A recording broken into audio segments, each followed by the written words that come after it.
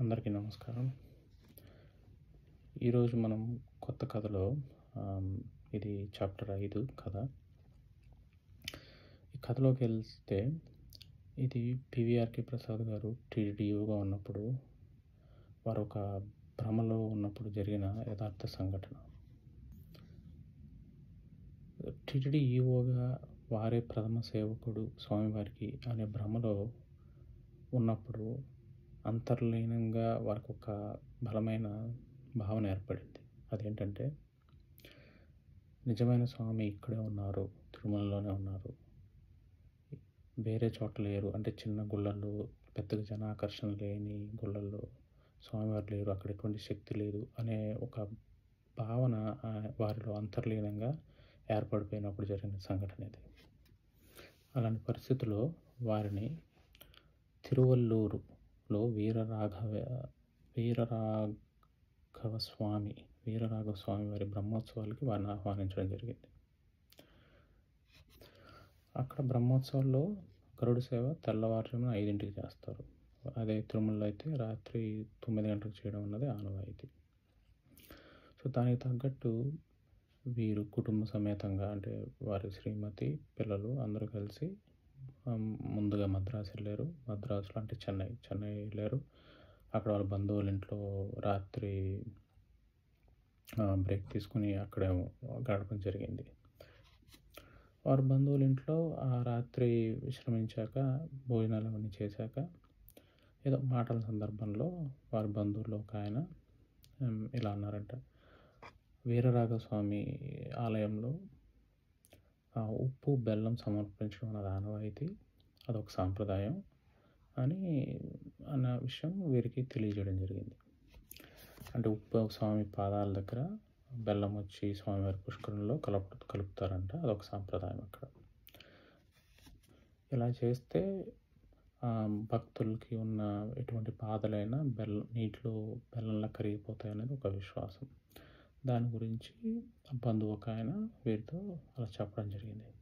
దానికి వీరు ఇదేదో ఒకప్పుడు అక్కడ ఉన్న ఎగ్జిక్యూటివ్ ఆఫీసర్ బెల్లం ఉప్పుకి సేల్స్ పెంచడానికి పెట్టిన ట్రిక్ అన్నట్టు కొట్టిపాడేశారు. ఏదో కొంచెం నవ్వుకున్నారు అందరూ. ఆ మాటని కొట్టిపాడడం జరిగింది. అయిపోయాక వీళ్ళు మళ్ళీ పొద్దున్న తెల్లవారుజామున లేచారు, రెడీ అయ్యి అందరూ 5ంటికల్లా తిరువల్లూరు చేరుకున్నారు. అప్పటికే గరుడ వాహనం సిద్ధంగా ఉంది. ఉత్సవమూర్తులను తీసుకొచ్చి కూర్చోబెట్టడం జరిగింది.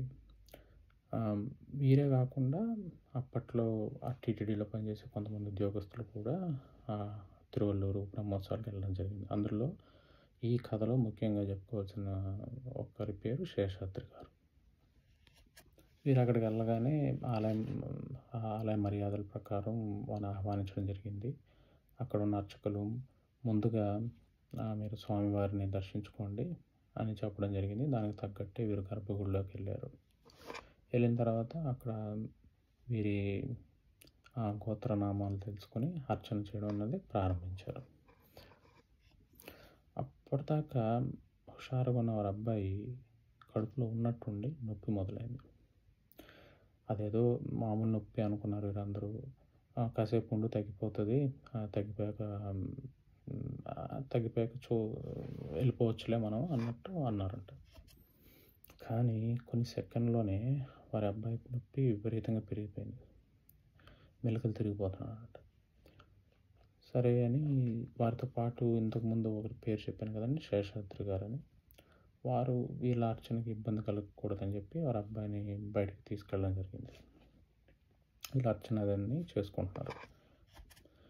సో అక్కడ అర్చన పూర్తయిపోయింది. కానీ కొద్దిసేపటికి ఈ అర్చన పూర్తయిపోయాక అదే ప్రాకారంలో అమ్మవారి దేవాలయం ఉంది. ఆ దేవాలయంలోకి వెళ్ళి అక్కడ కూడా అర్చన చేయడం అన్నది మొదలుపెట్టిన కాసేపటికి శేషాద్రి గారు వచ్చి, మీ అబ్బాయికి ఇంకా సంజీవ్ వారి అబ్బాయి పేరు, నొప్పి తగ్గట్లేదు, అలాగే కారులో పడుకుని ఉన్నాడు, నొప్పితోనే బాధపడుతున్నాడు అని చెప్పడం జరిగింది. సరే ఎలాగో అర్చనలో కూర్చున్నాం కదా, ఇది అర్చన పూర్తి అయిపోయాక వెళ్ళి చూద్దాంలే అని వీరందరూ అనుకున్నారు. కానీ మరికొద్ది క్షణాల్లోనే వీరితో పాటు ఉన్న వీరి అమ్మాయికి కడుపులో నొప్పి మొదలైంది.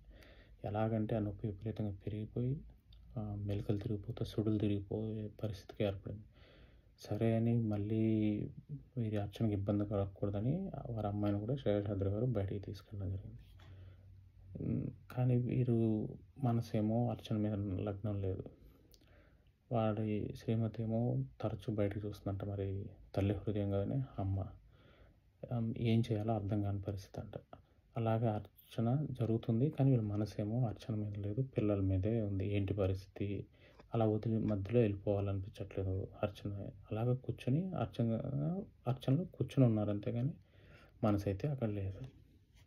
ఇది గమనించిన ఒక అర్చకులు అక్కడ, ఇది ఏదో అసాధారణమండి, ఇలాగ ఎప్పుడు జరగలేదు, ఇక్కడ ఎక్కడో ఏదో లోపం జరిగింది అన్నట్టు అన్నారంట. అలా అనగానే ఒకరి మొహాలు ఒకరు చూసుకున్నారంట. చూసుకుని అప్పటిదాకా ఏమేమి జరిగిందో అన్నీ నెమరేసుకుంటే వారికి చటుక్కుని తట్టింది ఏంటంటే, గత రాత్రి వారు చేసిన ఒక కామెంట్, అంటే ఒక స్టేట్మెంట్ ఇచ్చారు కదండి, ఇదేదో ఉప్పు బెల్లం సేల్స్ పెంచడం కోసం ఇలా చేసుకుంటారు ఇవ్వగారని, అది స్ఫురణలోకి వచ్చింది. రాగానే తప్పు ఎక్కడ జరిగిందో వారికి అర్థమైపోయి పర్సులో నుంచి డబ్బులు తీసి శేషాద్రి గారికి ఉప్పు బెల్లం తీసుకురమ్మని పురమాయించారు. అలాగే శేషాద్రి గారు ఉప్పు బెల్లం తేవడానికి వెళ్ళినప్పుడు వీర రాఘవ స్వామికి నమస్కారం చేసుకుని తప్పును క్షమించమని కోరుకున్నారు. వీర రాఘవ స్వామికి ఉప్పు బెల్లం తెచ్చేటప్పుడు శేషాద్రి గారు వారి వెనకాల వీళ్ళ పిల్లలు చెంగున గెంతులు వేసుకుంటూ వచ్చారు. మరి నొప్పి ఏమైపోయిందో తెలియదు, ఉన్నట్టుండి ఎలా మాయమైపోయిందో తెలియదు. నొప్పి అయితే తగ్గిపోయింది. అందరూ ఆశ్చర్యపోయారంట, అక్కడ ఉన్న వాళ్ళందరూ కూడా. ఈ నొప్పి ఎలా తగ్గిపోయింది, అప్పటిదాకా మెలికలు తిరిగిపోతుంది, పిల్లలకి ఉన్నటువంటి నొప్పి ఎలా తగ్గిపోయింది. కానీ విషయం తెలుసుకున్న పివిఆర్కే ప్రసాద్ గారు అక్కడ ఆచారం ప్రకారం ఉప్పుని పాదాల దగ్గర సమర్పించి బెల్లం ఏమో పుష్కరంలో కలిపి దండం పెట్టుకున్నారు. దీని అర్థం, స్వామివారు అన్ని చోట్ల ఉంటారు, పెద్ద గుడి చిన్న గుడి అని కాదు అని మనకి అర్థమవుతుంది అన్నమాట.